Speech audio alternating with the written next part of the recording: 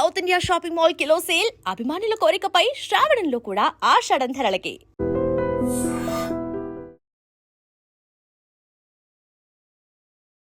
Hi hello నమస్తే welcome back to iDream media.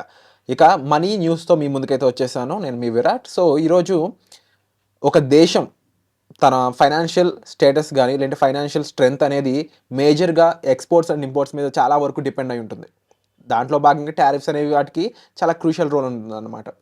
అయితే రీసెంట్గా ట్రంప్ అనే వ్యక్తి పిచ్చిగా టారిఫ్స్ వేస్తున్నారని చెప్పేసి స్టేట్మెంట్స్ ఇస్తున్నప్పటికీ కూడా లేటెస్ట్ అప్డేట్ ఇండియా మీద 50% టారిఫ్ వేశాడు అని అయితే తెలిసిందనమాట. మరి ఈ 50% టారిఫ్ ఎవరిని ఇబ్బంది పెడుతుంది, ఎలా ఇబ్బంది పెడుతుంది అనే దాంతో పాటుగా దీనివల్ల మార్కెట్స్ ఏ విధంగా ఇంపాక్ట్ అవుతాయి, ఈ విషయాలన్నీ కూడా తెలుసుకుందాం ఈరోజు.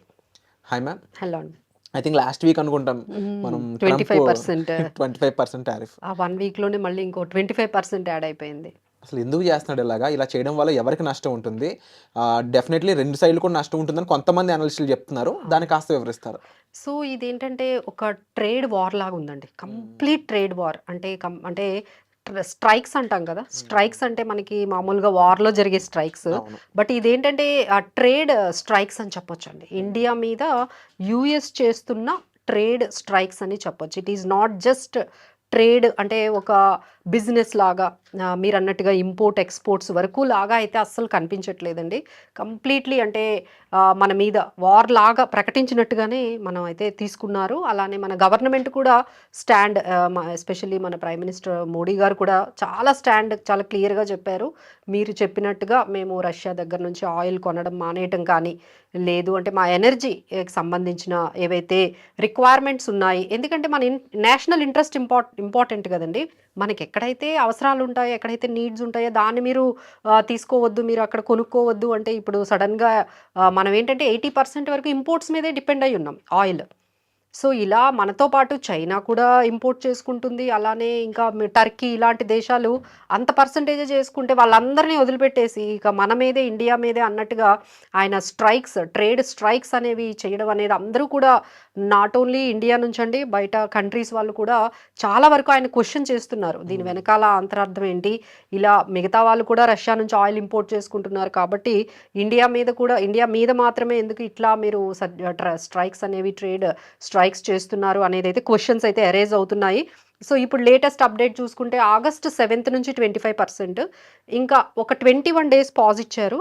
August 27th నుంచి ఇంకొక 25% ఎడిషనల్ టారిఫ్స్ యాడ్ అవుతాయి. సో ఓవరాల్గా 50% అనేది మనకి స్టార్ట్ అవుతుందని ఎప్పుడైతే చెప్పారో ఇమ్మీడియట్గా మనమైతే చాలా సీరియస్గా తీసుకున్నారు. సో రేపు మనకి క్యాబినెట్ మినిస్టర్స్తోని, అందరు ఇంపార్టెంట్ మినిస్టర్స్తోని పిఎం మోడీ అర్జెంటుగా ఒక మీటింగ్ కండక్ట్ చేశారంటేనే మీరు అర్థం చేసుకోవచ్చు ఏ విధంగా ఇది ఇంపాక్ట్ చేయబోతోంది, ఏ సెక్టార్స్ మీద, ఏ కంపెనీస్ మీద ఇంపాక్ట్ చేయబోతుంది అనేది రేపంతా డిస్కస్ చేస్తారు.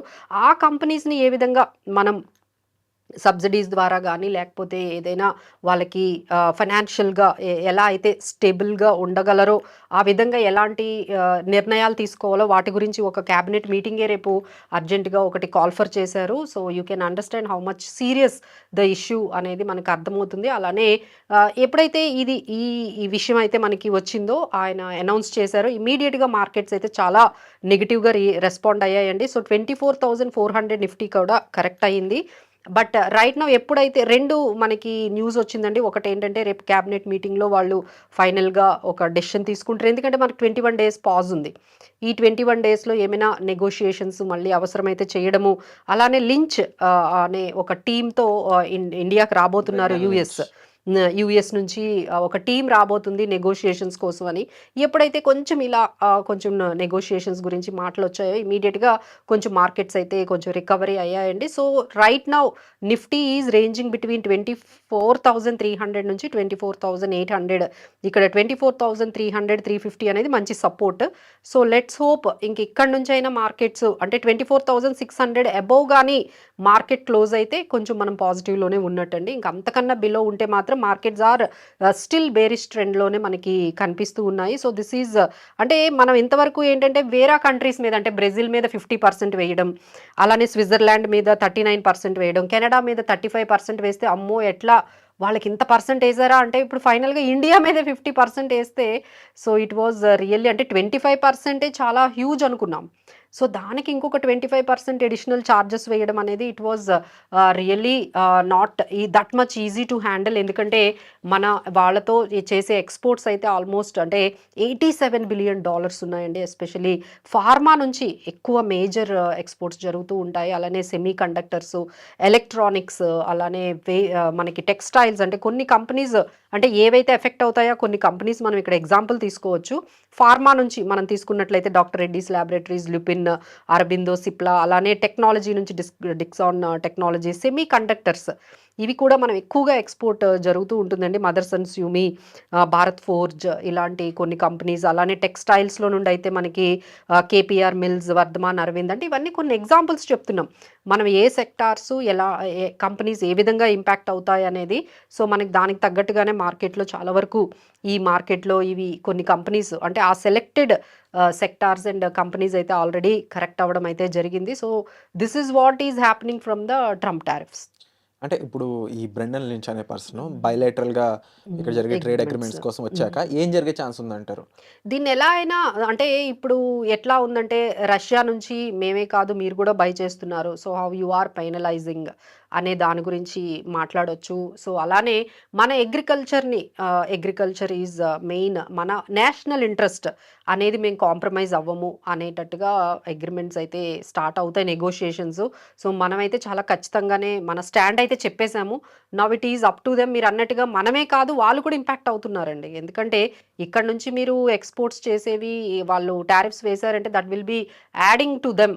అక్కడ ఎవరైతే ఇంపోర్ట్ చేసుకుంటున్నారో యూఎస్ నుంచి వాళ్ళకు కూడా కాస్ట్లీ అవుతుంది. సో అక్కడ నుంచి మళ్ళీ కన్స్యూమర్స్కి ఎవరికైతే వెళ్తుందో అక్కడ కూడా ఇన్ఫ్లేషన్ చాలా పెరిగిందని ఇప్పటికే వార్తలు వస్తున్నాయండి. యూఎస్లో ప్రతి ప్రోడక్ట్ పెరిగిందని మా వార్తలు వస్తున్నాయి. సో ఈ నేపథ్యంలో అక్కడి నుంచి కూడా ఆయనకు కానీ కొంచెం ప్రెజర్ అనేది కానీ వచ్చినట్లయితే definitely they might come to one kind of నెగోషియేషన్స్కి రావచ్చు.